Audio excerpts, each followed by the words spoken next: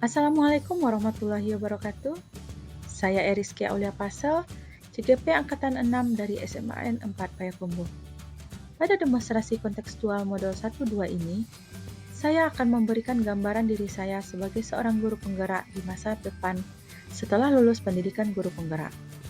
Sebagai seorang guru penggerak, saya sudah memiliki 5 nilai guru penggerak. Yang pertama adalah berpusat pada murid. Dalam setiap pembelajaran yang saya lakukan, saya mengutamakan kepentingan murid, kebutuhan murid akan pendidikan, dan memperhatikan kodrat diri murid, sehingga pembelajaran dapat disesuaikan dengan diri masing-masing murid, dan terciptalah suasana pembelajaran yang nyaman dan menyenangkan. Yang kedua, saya memiliki nilai reflektif, yang mana saya selalu melakukan evaluasi diri dan pembelajaran untuk meningkatkan kualitas diri dari pengalaman yang telah dilalui. Refleksi dilakukan di akhir setiap proses pembelajaran, sehingga saya bisa mendapatkan informasi positif untuk meningkatkan kualitas pembelajaran, serta dapat melihat sejauh mana hasil belajar telah tercapai. Yang ketiga, saya memiliki nilai kolaboratif, di mana saya sudah membangun kerjasama dengan semua pihak yang terkait untuk mencapai tujuan pembelajaran yang berpihak pada murid. Pihak-pihak tersebut adalah rekan sejawat, rekan guru, komunitas praktisi, orang tua, dan lingkungan sekitar. Yang keempat, saya memiliki nilai inovatif. Saya dapat memanfaatkan potensi yang ada untuk meningkatkan kualitas pembelajaran murid, baik dari segi sistem yang digunakan di sekolah, aset sekolah dan lingkungan, potensi murid dan orang tuanya, dan lain-lainnya. Yang kelima, saya memiliki nilai mandiri. Saya memiliki motivasi diri untuk terus belajar dan mengembangkan diri agar bisa menuntun murid sesuai dengan kodrat alam dan zamannya. Sebagai seorang guru penggerak, saya melakukan peran saya sebagai pemimpin pembelajaran, coach bagi guru lain, pendorong kolaborasi, baik kolaborasi dengan rekan sejawat, rekan guru, dan juga kolaborasi dengan orang tua. Saya juga mewujudkan kepemimpinan murid dengan menuntun murid belajar merdeka untuk merdeka belajar. Saya juga seorang penggerak komunitas praktisi dengan menumbuhkan budaya belajar kolaboratif bersama rekan guru di sekolah. Sebagai seorang guru, keseharian saya adalah mengajar. Saya memberikan pembelajaran yang berpusat pada murid. Pembelajaran yang berpusat pada murid dapat terlihat dengan memberikan asesmen diagnostik sebelum memulai sebuah materi baru. Dengan adanya asesmen diagnostik ini, saya dapat melihat kemampuan dan pengetahuan murid terhadap materi tersebut. Hal ini dapat menjadi dasar dalam pemilihan metode dan tingkat materi yang akan diberikan kepada murid di kelas tersebut. Berikutnya dilakukan literasi. Tema untuk literasi bebas sesuai dengan minat siswa. Dengan melakukan literasi, saya membiasakan siswa untuk membaca dan menulis sehingga akan menjadi pembelajar sepanjang hayat. Setelah itu, saya menjelaskan tujuan pembelajaran, pertemuan tersebut, dan membagikan media pembelajaran terkait materi sehingga siswa dapat memiliki sumber belajar yang beragam, termasuk media pembelajaran yang saya buat sendiri. Berikutnya, dari hasil asesmen diagnostik sebelumnya, saya membagi siswa ke dalam kelompok kecil yang terdiri atas 5-6 orang.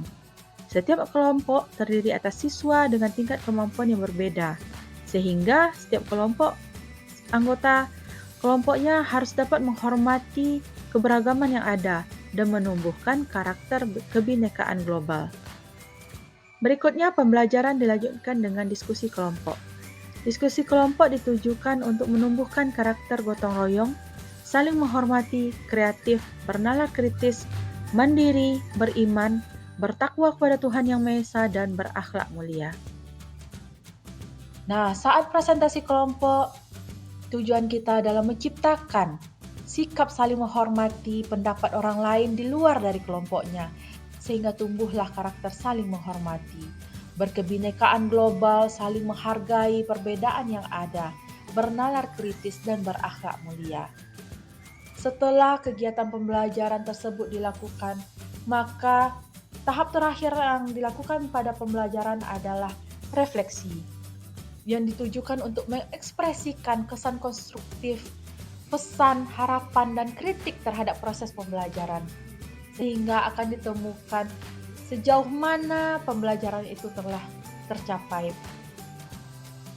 Ini adalah contoh media pembelajaran yang saya buat dan bagikan kepada siswa untuk menambah khasanah sumber belajar yang dimilikinya sehingga siswa memiliki beragam informasi yang bisa mereka ambil dan bisa menjadikan penambah wawasan dan pengetahuan mereka. Lalu dalam 3 tahun ini saya sudah membuat dan membangun suatu komunitas praktisi, sehingga sekarang saya memiliki komunitas praktisi yang mana tujuannya adalah untuk berbagi kekhawatiran, masalah, dan praktik baik untuk direfleksikan bersama. Dalam komunitas praktisi, bisa kita jadikan ini adalah sebuah wadah untuk para guru untuk saling belajar dan berpartisipasi dalam pengembangan diri mereka. Dengan adanya kegiatan pada komunitas praktisi, anggota komunitas dapat saling dukung untuk mandiri dan berdaya memenuhi kebutuhan profesionalnya. Dan penting bagi semua anggota komunitas untuk berkontribusi dan memanfaatkan semua aktivitas di dalam komunitasnya.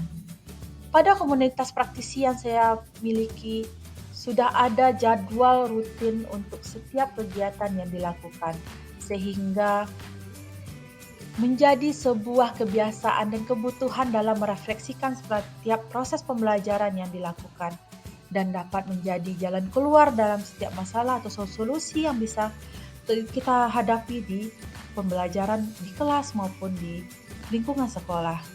Lalu komunitas praktisi ini sudah memiliki program kegiatan yang mana programnya sesuai dengan kebutuhan dari rekan guru dan kebutuhan sekolah.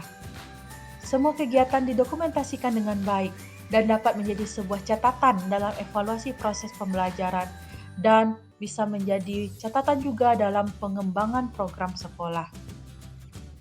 Selain memiliki komunitas praktisi yang beranggotakan rekan guru dan warga sekolah, saya juga memiliki kolaborasi dengan orang tua dan wali murid agar tercipta suatu kerjasama antara orang tua dengan guru, yang mana ada grup paguyuban, grup komunikasi dan interaksi antara orang tua dengan guru, sehingga ada rasa kebersamaan yang kuat, tanggung jawab dan kepemilikan terhadap pendidikan anak-anak, terhadap satu sama lain, dan terhadap sekolah.